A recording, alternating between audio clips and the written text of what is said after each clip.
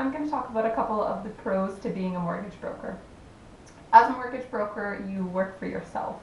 So instead of going to work every day having a boss that tells you what to do, you're in control. You're in control of your schedule, in control of where you work.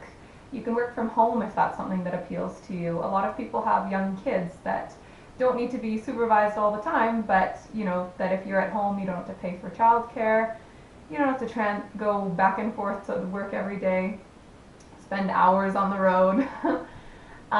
The earnings as a mortgage broker are really unlimited. So instead of going to work 9 to 5, being paid by the hour, the more mortgages you do, or the bigger mortgages you do, the more you make.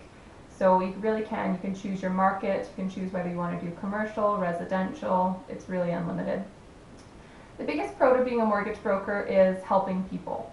So when a mortgage client comes to you, rather than when they come to a realtor and in the end their house is sold, but they're wondering why they pay $10,000 for someone taking a few pictures, people are happy because they qualify for a mortgage maybe when they've been turned down by a bank, or they went to a bank first and now you're getting them a better rate, so they're saving money.